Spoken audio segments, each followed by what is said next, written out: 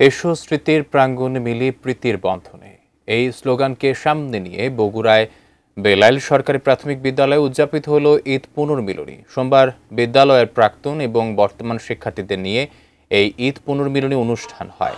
সকালে জাতীয় পতাকা উত্তোলনের মধ্য দিয়ে অনুষ্ঠানের শুভ সূচনা করেন বিদ্যালয়ের প্রাক্তন ছাত্র এবং সাবেক শিক্ষক শাহিনুজ্জামান। এরপর এক বর্ণাঢ্য র্যালি বিদ্যালয় প্রাঙ্গণ থেকে বের হয়ে বিভিন্ন সড়ক প্রদক্ষিণ করে। অনুষ্ঠানে স্মৃতিচারণ করেন বিদ্যালয়ের প্রাক্তন শিক্ষার্থীরা। পরে এক মনোজ্ঞ সাংস্কৃতিক অনুষ্ঠানের মধ্য দিয়ে ঈদ পুনর্মিলনী শেষ হয়।